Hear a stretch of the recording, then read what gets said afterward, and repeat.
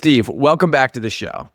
I've really been wanting to talk to you again because there's just so much happening right now in DC. And when I follow this about as closely as anyone can follow this, and I can't keep up because the movement within the UAP disclosure and the overt announcements by people that are not just researchers, but people that have actually been in place to know certain things has been staggering.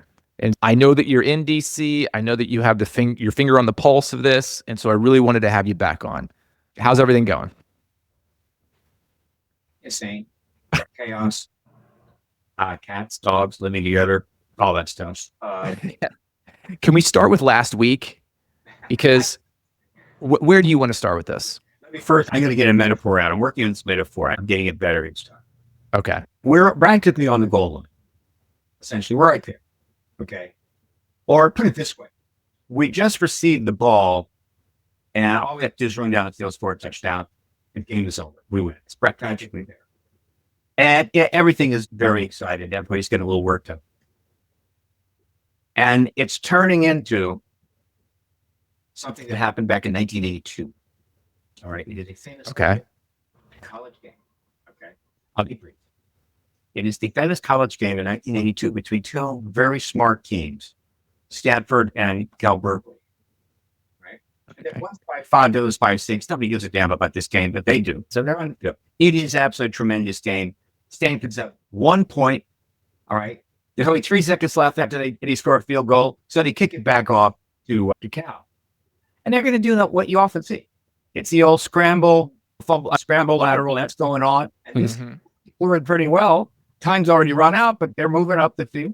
Unfortunately, the Stanford band thought the game actually was over at that point, started marching on the field, all 100 of them, right? Trombones blaring, drums, the whole 9 yards. So they marched straight on the field, through the end zone, into the 10-yard line, the 15-yard line. Meanwhile, they're still moving the ball up the field with these laterals, and one of the Cal guys, he gets the ball, and he says, I'll just run into the band. So he's running through the band. Cheerleaders are jumping up and down. There's no way that the number of guys can tackle him, right? They got to go through the half a dozen trombone players.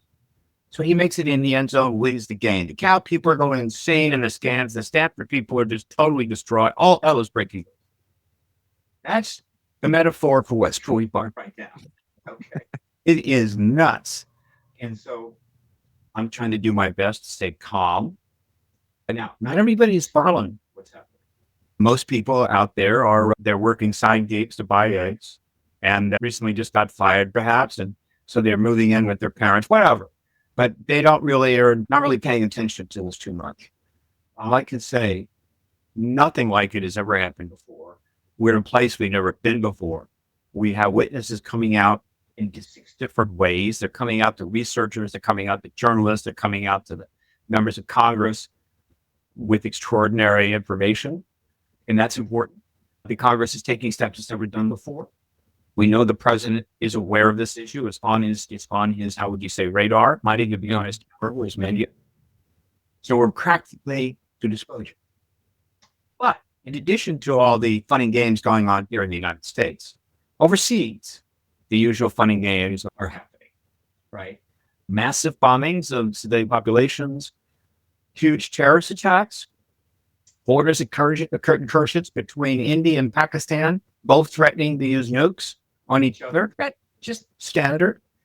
So I'm on 3 or 4 medications. I can't remember which. I know, I'm serious. Because I'm just stressed out. Okay. So that is the metaphor for what's happening. But just to catch up for what recently went down. Yes. In very quick order, I'll go back to this. As another major step forward, the chairman of the House Oversight Committee, the full committee, set up a task force. Never had this before. Though there have been efforts to do this over the years, but they all groped, right? They set up the task force for declassifying federal secrets. Now, that's a name that doesn't mince words. It's pretty straightforward.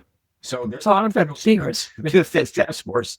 It has a 6-month life, though it could be renewed. But you could. This is what Paulina Luna is heading up, right? Yeah, and he put Representative Luna as chairman, who was one of the House Republicans that is bit down on this issue really hard and has no intention of letting it go. Others, who Representative Mace, Representative Burchett, Representative Burleson, who was pretty much a skeptic in the first hearing and going forward, very nice fellow. And finding that for the first time, he looks like he's on board.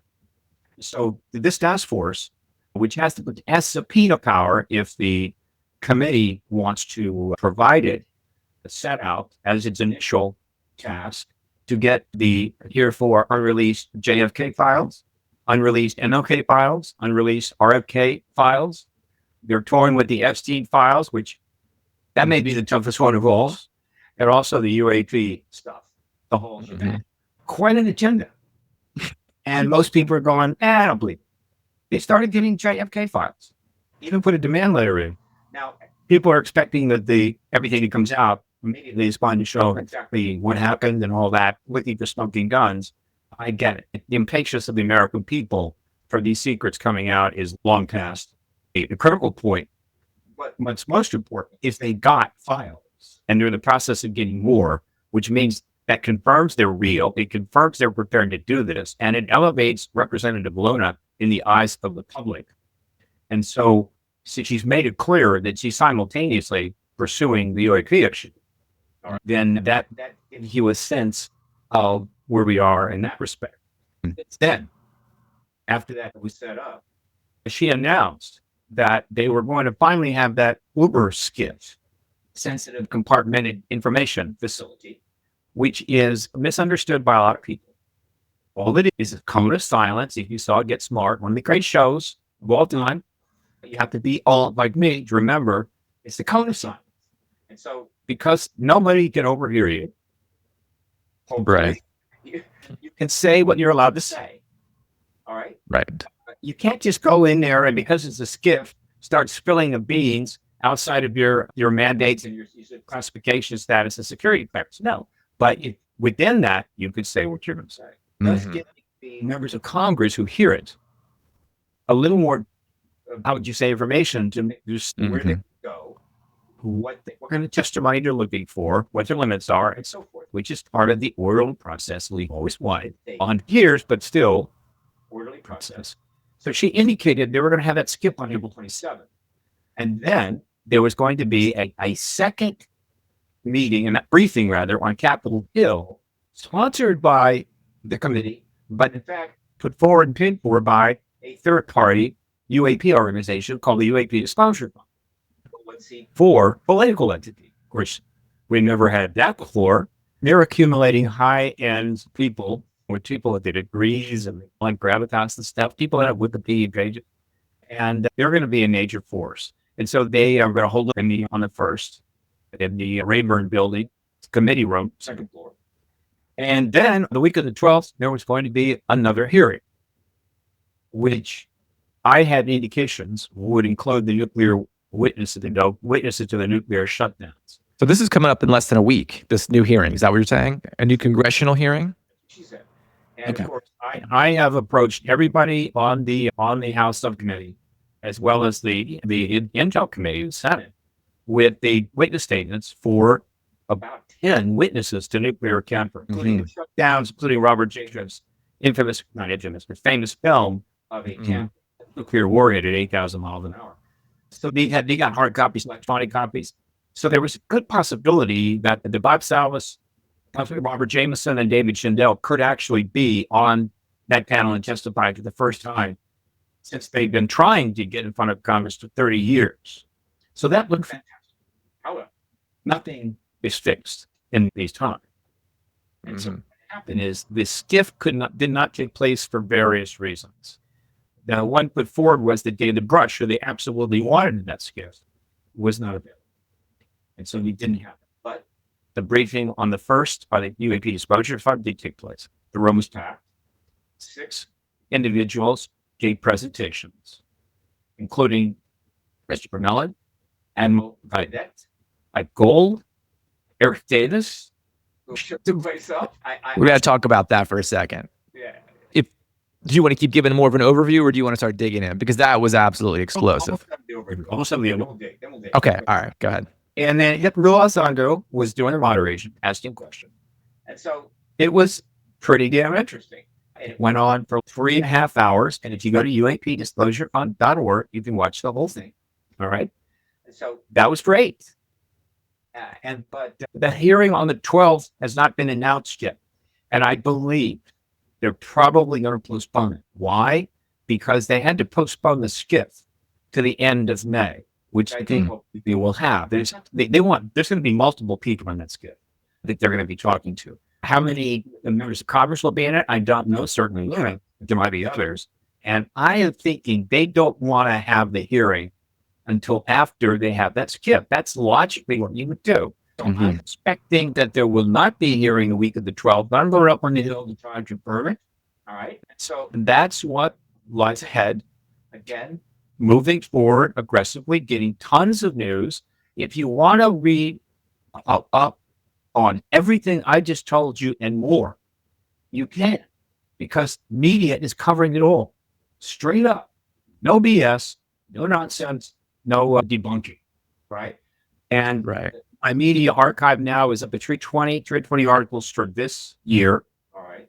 And so if you go to paradigmresearchgroup.org, I think you have that link up, and go to projects ongoing, go down, print media archive, get through, and you will see immediately the articles for 2024, 25, yes, 25. And you can literally read about this. The names, the stuff, everything that's being covered by many publications, including defense-oriented, DoD-oriented publications. It's all there in the news being seen around the world.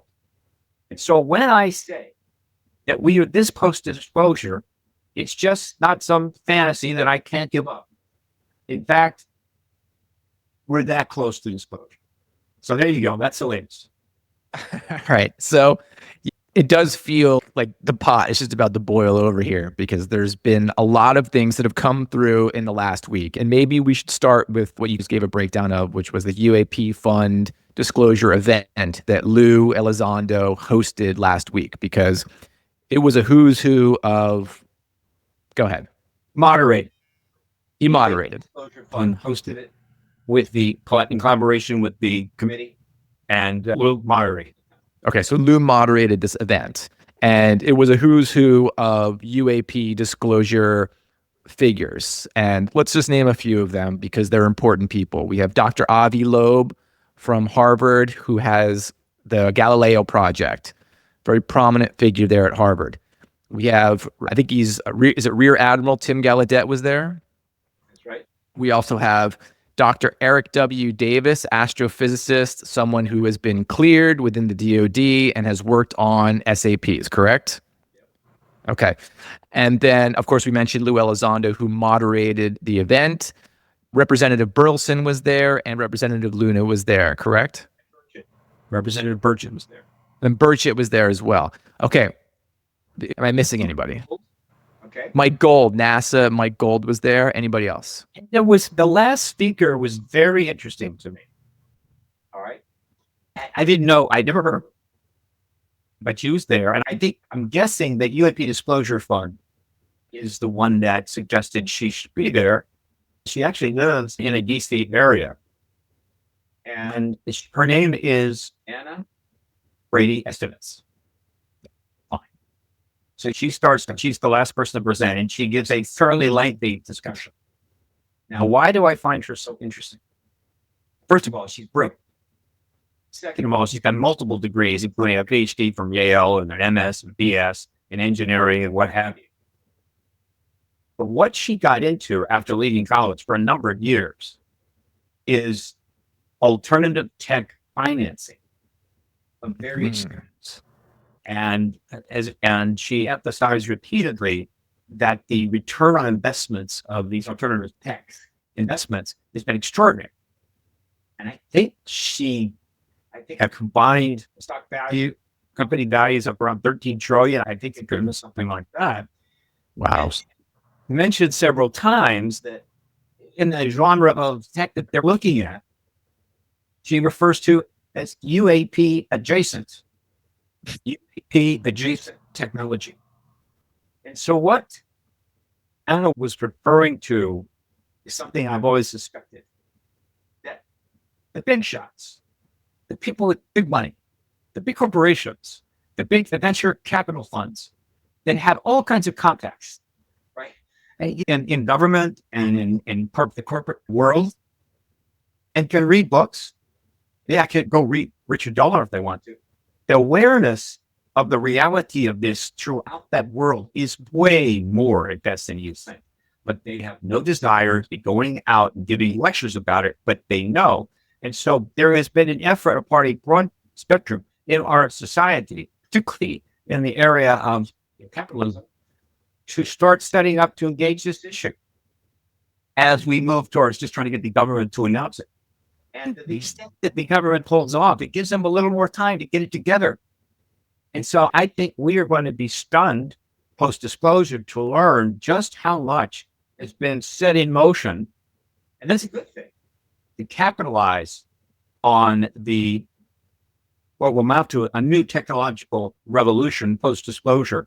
And so what she's saying is that one way or another, they're looking at, and she has helped to look at, is perhaps fun, UAP adjacent tech. So this is a big deal. And I'm hoping that I can get together with her and also introduce her to some of the people in the field that you may not know, but I expect that she's acquainted with the UAP disclosure. So that's just another example. And we may be missing one person. Ms. Gold. I think I'm missing one, but we'll think of it. All right. Do you want to go to what Dr. Eric W. Davis was talking about? Because this was absolutely explosive. Ripped the internet in half when he's going ahead and he's saying what he said. And I'll let you say what he said, but I just want to point out a funny thing, because he was sitting pretty much right next to Dr. Avi Loeb, who takes a very straight line, data-driven analysis when it comes to these topics of UFOs, extraterrestrials, UAPs, the whole shebang. And right next to him is Dr. Eric W. Davis, astrophysicist, someone who's been cleared within the DoD and has worked on special access projects, is dropping bombs right next to him about species of non-human intelligence. So I thought that was pretty funny, but can you break down what he said? Between them, which is probably good. So there was a buffer. And he's such a nice guy. He's a great guy.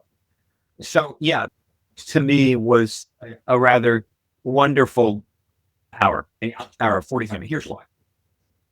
Dr. Avi Loeb, he's written 1,000 papers. He's an astrophysicist, the head of astrophysics in Harvard. That's the same school that John Mack was attached to intensely and tried to engage this issue back in the 90s. Harvard was not quite ready for that yet. And it's still not ready for disclosure yet. But the fact that Dr. Loeb has stepped into this issue, written books, also raised quite a bit of money to, quote, look for the evidence for mostly talks about non-human tech, and mostly in the context of residual, meaning stuff that's around or maybe the solar system or what have you. And so he gives this classic academic approach, which is still, he's sitting down with us right at the same table, but he's limited. Avi Loeb may know absolutely about the presence. He's going to be a contactee, but he cannot go there. He is operating within that context of the academic world amongst the most prestigious university at a time when it's a tax status is being attacked by the president of the United States. But he gives this conservative scientific approach, recognizes there's something there, and it's fine. And I got it, right? And then Admiral Gallaudet goes further. He's basically saying that there's quite a bit of evidence for the presence of this tech. Obviously, he's particularly interested in the undersea or unidentified submerged objects, which are very important. Not simply because we don't have objects that can do that, but it helps to confirm something that I think is standard consideration, and that is they have bases, and if you're going to have bases that nobody's going to bother you, you stick them under a mountain or you stick them under the seabed, and nobody's going to bother you. You're not going to show up at Halloween trick-or-treating, and that was cool. And then Eric came on. Now, Eric is a legend. He has been involved in every paranormal, I don't believe paranormal, every exotic aspect of our world within government programs, attached programs for his whole life. He's been in everything. And Can we just say one thing real quick before you go?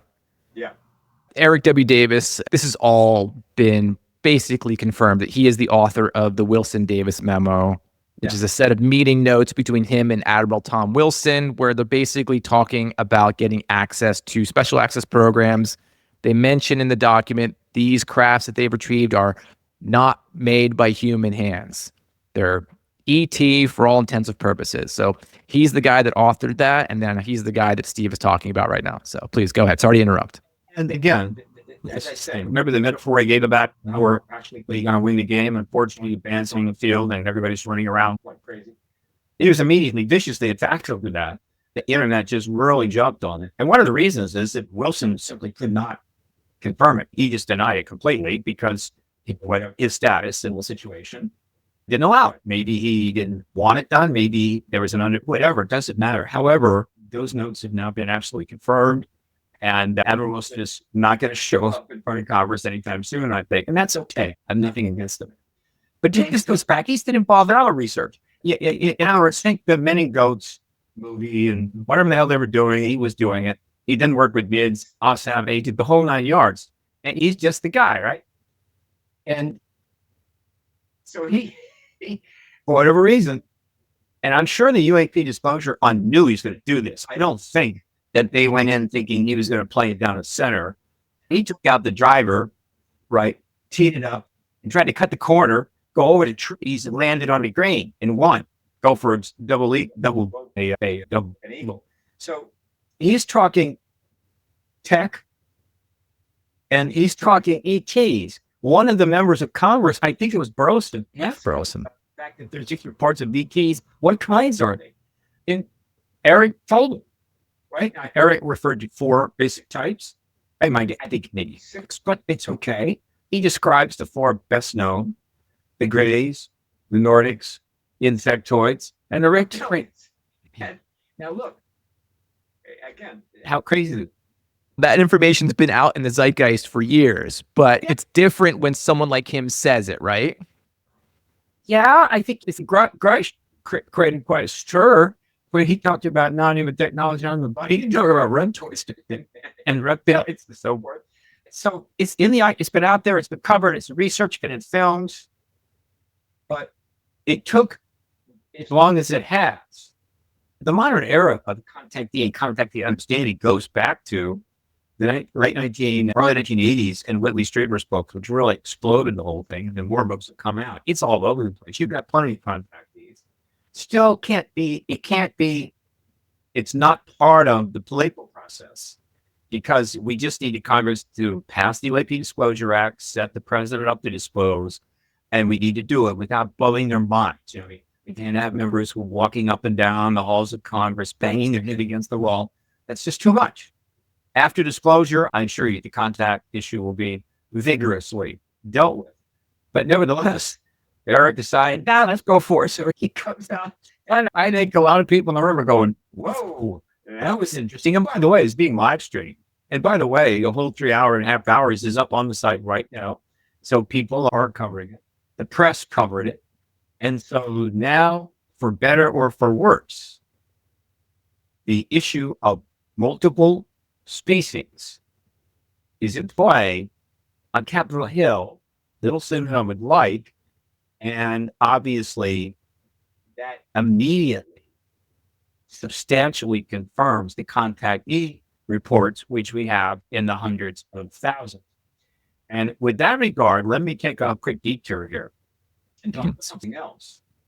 The Contact in the Desert, the 11th one's coming up later this month, May 29 to June 2, Thursday, Friday, Saturday, Sunday, and Monday.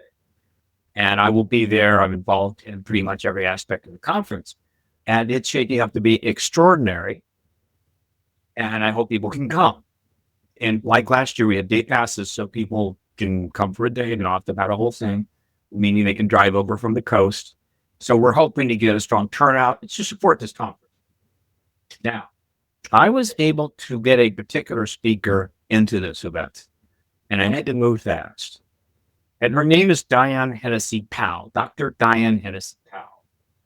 And I saw a link to something called the Telepathy tapes, where they have put up the audio of a number of interviews that she was doing with autistic children, which has been a center of her research for many years. This is a highly accomplished woman, I assure you. Another thread there, she was at Harvard with John Mack at the same time as well. She was. Her office was down the hall. But in doing this research with autistic children across a broad range of issues, I'm sure, she discovered that there's instances where, particularly the nonverbal autistic children, have telepathic connection to their mothers, which is not that hard to confirm. And she confirmed it. All right. And so now she dives into that and you have all these interviews recorded. And then ultimately she clipped the audio of these up called the telepathy tapes. And you can easily find them. Just Google telepathy tapes. And I listened to a number of these and I went, holy mackerel. And the audio was put up there that had what was hopefully going to be a documentary. That's on hold right now. Nothing structural about that. But the telepathy tapes are profound. I encourage people to go listen. Yes. What's fee? Yes. It's going to be a demonstration, I believe. But she will speak. Now, why did I immediately call up Ron Jannings, who's the director of the Contact in the Desert, and basically tell him she must be a major speaker? And to his great credit, he agreed. Why? I believe that telepathy, and she is going to be a major part of this, which was studied at Princeton, was studied at Duke, and the government did not like this. We know the government in Black programs has been studying telepathy for years. The government knows there's ETs here, knows they're telepathic. And telepathy is a major problem for the government. I think most people are going to understand why that is. Yeah, you have no control. They would prefer that it didn't progress in the public arena, but that ship has sailed. If telepathy, I think in due course is going to be confirmed as valid. Not for everybody, but in fact, there are humans. I believe there are regular humans, non-autistic humans that can do it, but they're few. But within the autistic world, apparently it is more common. And if telepathy gets confirmed as something that can be done human to human, and telepathy has been confirmed. And naturally, I imagine the academic world will jump in with both feet because this is pretty extraordinary. So is remote viewing. I haven't quite jumped into that yet, but I think that's been confirmed. Why is that so important? Because when telepathy becomes confirmed, it virtually validates all of the contactees, all of the hundreds of thousands of them that have come forward, mostly privately to researchers in emails and letters, but also many publicly and written up in many books. But the debunkers were easily able to dismiss them because telepathy is not possible. And so therefore, the stories are not true. That goes off and that goes out. And so the validation of contactees soon by this process is an extraordinary step forward. So another example of how ultimately this stuff cannot be contained. Eric Davis is more than happy to help in that regard. And so is Dr. Diane Hennessy Powell. I hope you'll come and listen to her lectures at Contact. Yeah, she's an extraordinary woman. We had her on the podcast here back in December, and she's brilliant, extremely well credentialed, as you said, and took an interest to this back, I think, in the late 80s, early 90s, when she had an experience with a patient who told her very personal things about her, and she thought it was extraordinarily interesting. And she had a hypothesis that individuals who might express this ability within the population would be nonverbal autistic savants. And she went about testing this. And like you said, the evidence is not just compelling. It's pretty much, I would call it just proof. It's You can see some of the interviews. You can watch some of this happen in real time. This isn't tricks. These aren't hoax. These children have extraordinary connections to their school teachers and their mothers. And you're right. Once that gets confirmed, that lends a lot of credence to these contactee cases where they are claiming that they're getting telepathic communications. And understand that there have been, I think there are a couple of million contactees. We've got hundreds of thousands of reports that have come in. Again, the private stuff, which is logical. They'd like their story to be known. They may send a letter to Whitney Strieber or Yvonne Smith or have you, or an email just to let them know, I just want you to know my story, but I can't come forward. The fact that extraterrestrials can read their minds, which means that their minds are accessible, and the fact that the extraterrestrials can convey information in imagery, and I think also in language, if I recall, into their minds means that we can receive. And this is just regular people. We just don't have the ability to control it ourselves. At least most of us don't. However, apparently in some cases, they do. And she has found some examples of that. And so one of the many things that is going to turn the world upside down post-disclosure is telepathy. Now, understand, I don't take this lightly. If there's some magic trick, some gene splicing that you could do that actually can turn a human being into telepathic, that's not necessarily a good thing. Let's imagine if you snapped your fingers and everybody in the United States was telepathic, you read each other's mind. All hell would break loose. All hell would break loose. I get that. I respect that. So it is something that as it evolves, has got to be done very carefully. The extraterrestrials may be fully telepathic, and if they are, it's almost none that aren't. I don't know many that are not. But they've had a very long period of time to adapt that ability within their society, whatever it is. And so we need to respect technological changes of that magnitude, and I do. So I'm not somebody hell-bent everybody telepathic, but I am definitely committed to validating the contactees. It is time that they got the recognition they deserved. They stop getting abused. They could come out of the closet if they wish.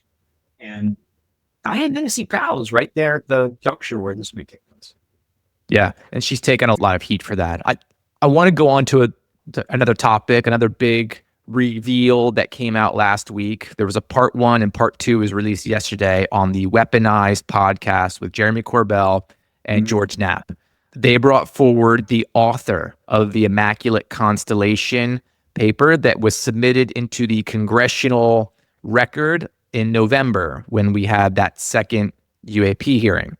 That author has now come forward and done a part 1 and a part 2 interview with Jeremy and George on the Weaponized podcast. Can you speak to this? And is this just one of a parade of more firsthand witnesses that are going to be coming forward? It is. It's raining witnesses. Don't walk outside. The witness has got to land on something. You got to hurt me back. They're coming forward to journalists. They're coming forward to members of Congress. They're coming forward to podcasters, or they're coming forward on their own. Just like they got a Twitter account. Decide, it's time to come forward. Boom, we post.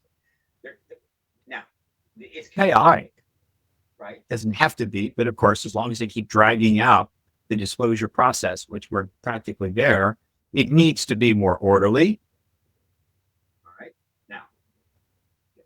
Is there a possibility for people to come forward who are not legit? Of course. Hey, this is the hottest issue going, right? It's on a massive stage. People like to run up on stages and do this. I get it. Is it possible? Look at me. Or vote or anything else could be put out there. That's not legit. Having fun. Of course. I get that. And until we get disclosure, that is certainly going to be a little more likely to happen. But again, my job is to get disclosure. It's not to vet people. It's not to give people a headline. I think this person's on the generally. I will certainly, when it's clear, and I know for certain I will in the course of presenting, refer to somebody who's absolutely solid. but it's not my job. Okay. Now, but the thing, and I'm not going to refer to a specific example, but I think people know about some of these. What individuals, including the government now, the government has been in the business of schlepping some funny evidence out there because they know it mucks up the wheels. It's like throwing monkey wrench into the engine. And also, if you want to mess with things, you want to arrange for a person with a background in government, military to come out and put some nonsense out there. Right. So the people throw the baby out with the bathwater. The point I'm making is this. If they haven't figured it out by now, all right, whatever the internet's problems are, whatever the internet's downside is, there is a lot of upside. Internet and the social media platforms are now global and allowing billions of people to do their thing. All right. 200 some million on Twitter alone. Or X. And they are. And this issue, of course, being the biggest issue of all time, as far as I'm concerned, has their attention. It's even more important than the Ice Bucket Challenge. But the Ice Bucket Challenge went viral almost overnight, and millions of people were doing it. So the point I'm making is this. If you want to put some nonsense out there to try to screw around with this issue, the internet could probably vet it in about 3 hours and stick it right back in your face. It just isn't. It isn't like it was years ago. This isn't 1970s or 70s or 80s. This is a time for truth. Now, the irony is that the internet is a massive platform for potential disinformation. But when you're talking about less focused matters that are not absolutely at the center of major developments, you can muck things up, and particularly when you're getting in the political arena. But when you're talking about something this big that people really care about, you don't want to do that, okay? Because it's going to be essentially vetted very quickly. The internet is a giant, at the same time, it is a giant disinformation machine, is a giant vetting machine. And when people are taught in school, hopefully by the second grade, how to tell the difference between the vetting processes that shows what is real and what is not real, and what is the disinformation, the internet will be less of a problem for us. But the damn thing just showed up not too long ago, and we're just figuring it out. So it's been an interesting trip. Absolutely. And I just want to say one more thing about Matthew Brown, this guy that came forward, to the author of the Immaculate Constellation. Jeremy and George they catch a lot of flack, as anybody would, for sticking their neck out for bringing witnesses forward, but they've done a lot for this subject. And I would imagine they've done their homework and they've vetted this individual quite thoroughly before they're going to put him on camera in the way that they're doing. I just wanted to say that real quick. Absolutely. And so until we know otherwise, because George Knapp has been around a long time, he's a journalist, he's an investigative journalist. Until we know otherwise, I think we have to give a strong look at that. Is he a committee, congressional testimony? I don't know.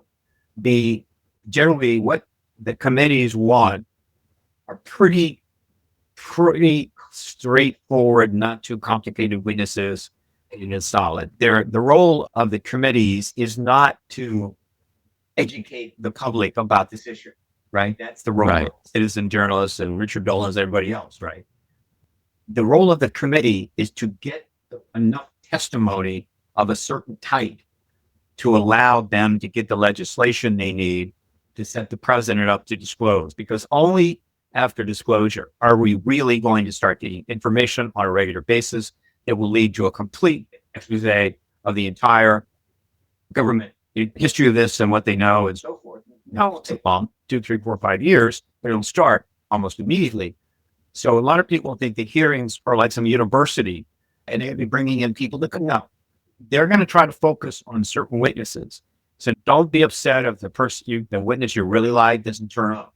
But there are certain witnesses that are extremely important and that need to testify, and no more important than the SAC-based officers that were first-hand witnesses to the shutting down of our nukes by these ETs. Why?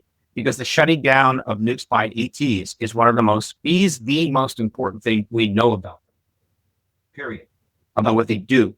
They do a lot of things. And that is one of the things that will be helpful, certainly. I know I'll be doing everything I can, and others, to aggressively engage post-disclosure. We got to get that out. We've got to understand it as fast as possible. I think it may be tied to, think of it this way, that connection, the connection between ETs and nukes in general, which goes all the way back to 1945, may be one of the fundamental reasons that they're here now in the first place. And one of the most important things that may come from a post-disclosure world. And so at that point, I consider it right at the top of the list. Not, oh, do we have anti-gravity crap? We probably do. That's cool. But that's not at the top of the list. The top of the list is, why did they keep warning us about the nuclear weapons, including turning them off? What does that mean? And will that result in us getting our act together in a post-disclosure world and getting rid of these weapons before we finally run a pretty good thing? Yeah, absolutely. I agree. That has got to be at the top of the list, that revelation. And for anybody that hasn't read UFO and Nukes by Robert Hastings, I cannot recommend that book enough. If you're interested in this and you want to have any doubts that there's something going on, there's any ties or connections to that book, pretty much puts it to rest, along with the testimonies of people like Bob Salas, Bob Jacobs, Mario Woods. These guys are beyond reproach. Their stories have been vetted. They're telling the truth, and there's absolutely a connection between the UFO phenomenon and nuclear weapons, storage facilities, uranium plants. You can go read it in Robert Hastings' book. So go check that out. I want to talk just a little bit of a nugget, and then I want to finish it up with maybe some macro ideas. Not that anybody ever knows what Donald Trump is thinking or is going to do, but he did make a statement here in the last 24, 48 hours that he has a big announcement coming on a topic that people have been interested in for a long time. And there's been some speculation he's going to say something about this topic. Have you heard about that at all? Do you have any speculation on that whatsoever? I don't. And it'll be interesting, but I have no anticipation there. We'll see what happens. However, it's absolutely the case that this issue and the disclosure issue is on his radar. For that, we know. All right. And that's a pretty big deal. Remember, all of these hearings and all the stuff going up on the Hill, it's just up the street. It's 11 blocks from the White House, right? So all of this stuff in Washington, it makes it even more difficult for the executive branch to not know about this. There's never been, more has happened in the last 3 years than the last 70-some years prior to that. It's all over the place. So it's on his radar. But, and without getting into this and that example, let me just give you one to make it clear. I've mentioned this on many podcasts, but just in case you don't know it, and you can find the video, the whole hour and a half, 5 days before he was inaugurated, on January the 20th of this year, there was a podcast. 5 days. I didn't actually get the link to that podcast until sometime later. You can't keep up with everything. Can't keep up with it. And the podcast was, hey, everyone has a podcast now. I tried to start one, and I just didn't have the ability to do it. I cannot be committed. I'm going to do a podcast every week. My life is way too weird, but I love guesting. Okay. So anyway, Donald Trump Jr. is a podcast. 1. 2, Donald Trump Jr. is pretty good at being a podcaster. No problem. 3, he has a lot of subscribers. And so who was on his podcast 5 days before his father was inaugurated? Ross Coulthart and Louis Elizondo, talking about disclosure and UAPs. Does anybody think that was a coincidence? Does anybody think he just did it and didn't inform his father? Does anybody rule out the fact that his father told him to do it and essentially to read the room? Because you do a podcast, you get comments. Read the comments. If the comments are really favorable, what's that telling you?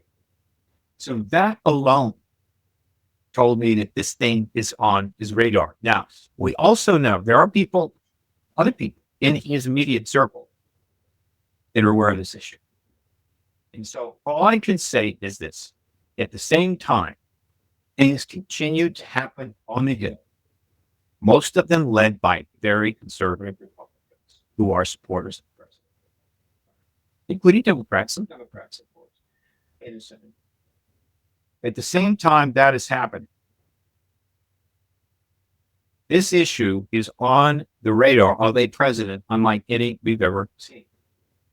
There have been 14 presidents, 14 different people that had been president of the United States since Roswell. And 13 of them, we know for sure, could not disclose, even though they had the opportunity. Absolutely, Truman could have. Eisenhower could have. And to be honest, Kennedy was seriously considering it. But it didn't happen. And then as time goes by, as you move out of that era in the 40s, 50s, and 60s, the nuclear arms race is just taking off. And so we're all pretty much living under a mutual assured destruction cloud. And I get it. But we've been under it so long, it's almost like, what the hell? But they couldn't do it. But they weren't President Trump. President Trump is in another place. And he is the first president we've had who I think is capable of doing whatever the hell he wants, regardless of what advice he gets from people around him. Or if he gets advice to do something that no other president would do, he's more likely to take that advice. That is just who he is. And I think he may have already been told by somebody, because it's certainly been in podcasts that actually it's been mentioned in all 2001. I think I'm up around 1,800 years. It's been mentioned in 1,800 writers going back to 1997. Look, the head of state that ends this embargo, ends this lie, gets one of the greatest political legacies in all of history. Period. They will build taxes. Period. Okay. Be remembered in perpetuity. Now, the president that goes second, say after Xi Jinping does it, doesn't get the legacy. Okay? And so there is this extraordinary legacy opportunity for the current president. And would anybody argue that is something that he might actually enjoy embracing? All right. So this is where things are. Now, for those of you that might not like the idea that this president is the one that ends this embargo, I don't really care, but still, all right, I get it. Let me help.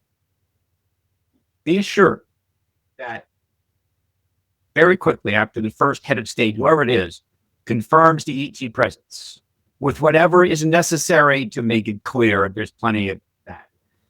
Other heads of state will follow quickly, immediately, to back it up. They're not going to sit back while the world moves forward and they're twiddling their thumbs. No.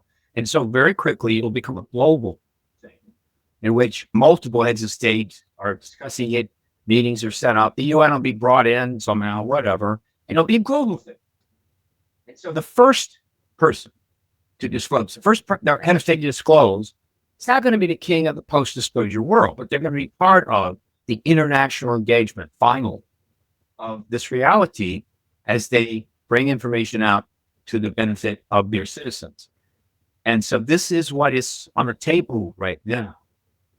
And so I just don't see how we get through the rest of this year without this thing happening. It is so close in spite of all. And one of the things is that the people driving this issue, different than the people in the Congress, they won't let up. They're continuing to fly the airplane into the hurricane. The wind's stronger, but they just keep going. So they're not going to give up. And eventually they're going to get in the middle of the hurricane, a nice eye, nice and calm, and it will have snow. And then the storm will come back because post-exposure will also be rather intense. So I'm thinking this year, what can I say? It could be at any time, frankly. We are primed. It can happen at any time. It is in the hands of the president at this point. There's been more than enough for bill. Now, I'd like to see the UAP Disclosure Act in full. It's been submitted 3 times, about to be submitted again, the whole UAP Disclosure Act. We have half of it in place. That would be nice. But they can re-enter it after disclosure immediately and have it passed in a couple of days. I'm not too worried about that. It would be important to the post-disclosure situation. Yeah, I agree. I hope that we do get this announcement sooner rather than later, because I feel like there's so many pieces in place that are ready to the dominoes are ready to just start falling. You have this amazing documentary that I haven't seen yet, but I've heard enough about it, The Age of Disclosure, that I think is going to really nail home some of these important points. I hope they find a place for it, a streaming platform, so that we can all see this. Because they'll have a place. Don't hope.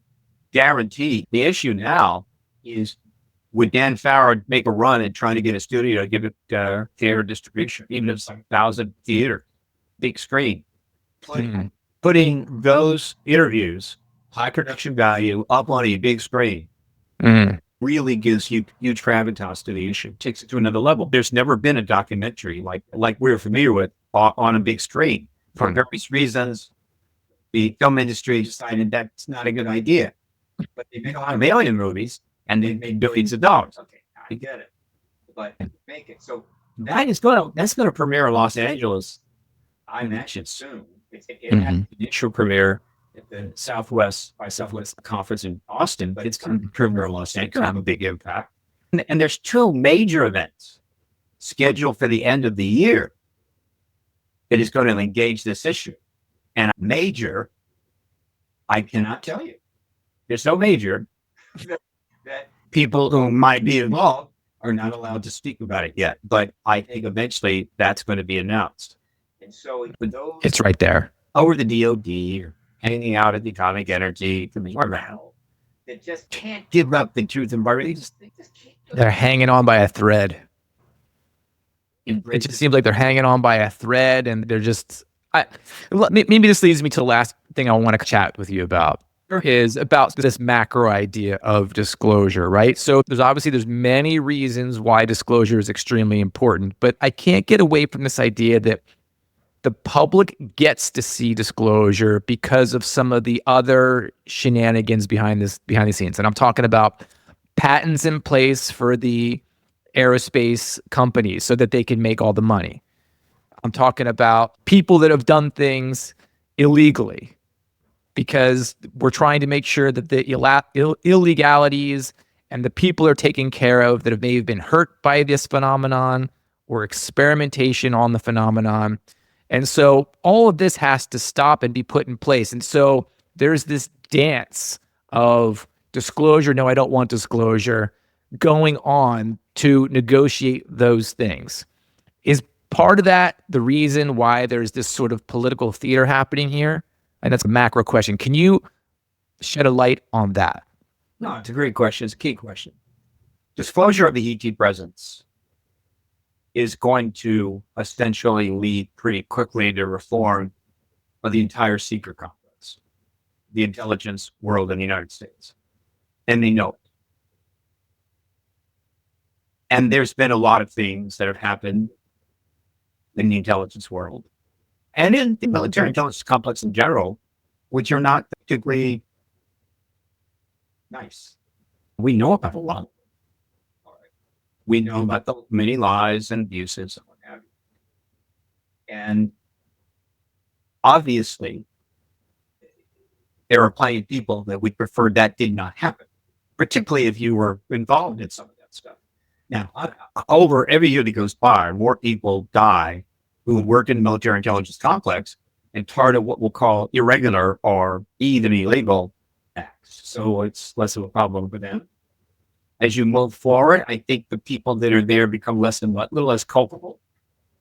But it's going to lead to reform. Finally, there has been, it's been on the table forever that the military intelligence complex needs to be reformed. That secrecy abuse is rampant. It allows for all manner of abuse. It's costing us a fortune, and it needs to be reformed. Other countries need to do the same thing. So the macro story, and this is where Danny Sheehan, of course, has been talking about, and New Paradigm Institute, of course, is fully engaged in, is this. The most history, I think, will record that the most important thing that happened because disclosure took place, the formal confirmation by heads of state of the non-human presence. Okay, formal by heads of state, thus opening a whole lot of red doors that we cannot unlock and go through now, but we will afterwards.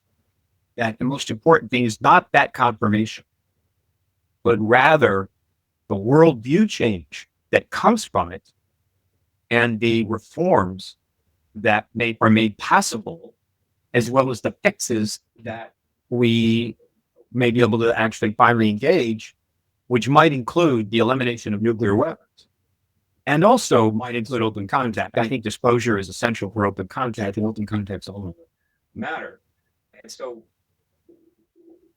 one of the reasons I'm hoping to stick around as long as possible is that it's like I knew there were ETs here when I was a teenager. It was obvious. I want to see what happens. I want to maybe be involved in how we reset the world. We have to reset the world. We've created this thing, this 200 nations. We have created a whole set of issues and problems that are profoundly difficult and extremely deadly. We're undermining our biosphere itself. We're in deep doobie. I mean, we just are. Okay. That's not shocking. When there was only a couple of million people on this planet, the planet was of a certain size. Now there's 8 billion and the planet's the same size. So you don't have to be a genius to understand that's going to lead to a lot of trouble. So we have hit a critical point where really bad things are going to happen, assuming you care about human suffering and care about the biosphere being savage. Apparently the ETs do care, we think. And there's plenty of evidence for that. Now the question is, what are we going to do in a post-disclosure era, maybe even a post-open contact era? That is what history is going to be really intensely engaging and studying, how we saved our asses after disclosure took place. That's what I'm interested in. That's what I invite people to start focusing on. Start focusing on the post-disclosure world and how you would like to see things fixed, because it's coming. And as I mentioned before, a lot of people with more access to information and access to money and involved in various series of major projects, you're starting to see them making their moves. They're not publicizing it too heavily, but they're starting to make the moves. Now, what about the regular people? What about just regular citizens? They need to start thinking about that too. Not only that, they need to start thinking about AI too as well. And just don't let the big shots run away with it. You need to think about how you're going to deal with it, but also the ET issue. So these are interesting times. They couldn't be more interesting. I wish I was a little younger because it's taking a toll on me. Thanks to medications, though. I think I want to get through this for a while. And then, of course, there are other revolutions going on, transcending resolutions, including the globalization and what do you call it, democratization of journalism. Moving on so fast, we can't keep up. And one of the leading components of that is the podcast world. A lot of people do not understand how big the podcast situation is. It's staggering. It's absolutely staggering. I don't know what the number is. I've heard numbers like 7, 8, 10 million podcasts. Believe it. Most of them have better tech than Walter Cronkite had back in 1960. Right. Better minds, better cameras, better backgrounds. That is, again, the world in one. You look at it one way, it's incredibly exciting. You look at it another way, it's incredibly depressing. And I'm just going back and forth between the two. But you are part of that world, my friend. And I really appreciate what you do. And anytime you want me on, I'm there for you. I really appreciate that, Steve. This has been another fascinating conversation. When I couldn't keep up with what was going on in D.C., my first thought was I got to reach out to Steve and see what's been going on there and get the temperature of Washington, D.C., because I know you're there. You've been there for decades, keeping your finger on the pulse, pushing for disclosure, trying to get the nuclear witnesses their time to testify, which I think is the most important aspect for a big push in disclosure. Those guys right now. But I do have some other projects that I want to get going soon. Let's talk about what you have coming down the pipe before we wrap it up. That's why I converted PRG finally to a 501c3 about 7 months ago. So I'm a fully 501c3 nonprofit in DC, based in DC, and can accept tax-deductible donation. I've got some, but I've got to get 25,000 together. And the moment I have that, I'm going to immediately lock down a date for another X Conference 2025. I know it will be held at the National Press Club. I've got a hotel lined up. But these days, in particular the Press Club, you just can't set a date and start selling tickets. No, you've got to secure that date, and it's about 25,000 threshold. The moment I have that, I will immediately set the date and start lining up a very substantial speaker lineup for an event. Hopefully, if I get the money in time, it'll be late January, following these other 2 major events on which I can't tell you about. Okay, so that's where I'm at with PRG. I just need to have one person to step in and go, okay, well, let's go, Steve. get a nice tax deduction, and of course you will have a galactic pass to buy to the event, and we'll have somebody there to service your every need. But that's one of several projects. And there's other things I can do that a lot of people don't realize. And that is where I'm based in the National Press Building, 2 blocks from the White House. The press club is upstairs. I'm a member, but also downstairs, there is a incredible suite of first class conference rooms that can handle up to 100 and some people with the total tech, all of which is available to me for free. And again, with funding, I can put together things and events utilizing that space. But I'm a small organization. This whole foundation, UAP Disclosure Fund, New Paradigm Institute, all 501c3s, 501c4s, these are going to raise millions of dollars. And they should. They're major entities. I'm small, so I don't need that kind of money. But I'm small, but I'm fast and maneuver. Just letting people know, I got a donation section on my page, which needs to be improved. It's a little bit wonky, but I'm ready to do what I can do. So I've had a lot of supporters over the years. God bless them. Now I need to get something a little more robust in order to hold that X conference. I've held 6 of them, plus the citizen hearing on disclosure. I've held about 15 press conferences. So I know I'm good with that on. I'm just not great at raising money, and I miss crypto. I didn't get it. I had a degree in physics. It took years before I finally think I understood blockchain. By then, it was gone. It was run off. And I'm too afraid to get into topens and stuff. You know, what can I say? Yeah, it sounds like you've got some things coming down the line. I encourage everyone to check out the X conference. You've put on some amazing events over the years. Do you want to plug Hollywood Disclosure Alliance real quick? Absolutely. Hollywood Disclosure Alliance, which is a project that I've started. Dan Harari, a publicist and public law comes a Hollywood author and everything else. Guys, he's a very intense guy, gets stuff done. He had this idea, and I'd already done something similar, but it didn't really go. So we immediately said, it's a 501c3. It's really nothing like it in the world, in our genre, and that is it is a nonprofit, pure networking group, which is designed to bring content-free people, which we call the Hollywood people, right? That doesn't matter. Everybody in the business of creating content in any way possible, directors, producers, production, whatever, writers, and UAP people that have spent their time in that field, whether it's journalists or documentary or rock interest or research or what have you, even Contactees. And so we have a group of Hollywood founding members and a group of UAP founding members, over 200 in the board of directors. We have a few stars. We're hoping to get a few more Oscar winners. And so I would like to see it built up to 400 or more.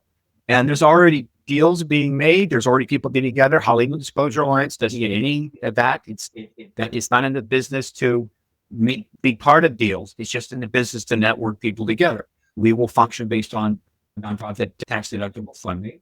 We do sell some merch because it's okay to sell merch for Hollywood. It is a pretty amazing thing. And I think it's going to have a very significant impact. If someone is in the film business, I don't care how, or in content business, and you don't mind having your name and bio and photo attached to the UAP issue, so people can find you. Or if you are a UAP person and you're hoping to network with people in the content creation because you want to see the mission, the information done well, and possibly benefit. This is part of helping people in this field get part of content creation, and you get paid, you get some money.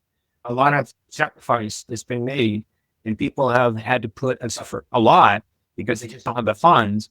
That needs to change. And so this is a very lucrative topic, and it's going to become more lucrative. And so we're trying to help people in the UAP world be part of that. You get funding so they can do more stuff. HollywoodDisclosureAlliance.org. If you think you want to be a founding member, you think you qualify, contact Dan Harari or me. Our contact information is on the site. Awesome. I'll put links for everything in the description below. Steve, another fantastic conversation. Thank you so much for updating us on what's going on there in DC. Thanks everybody for watching. Have a great day.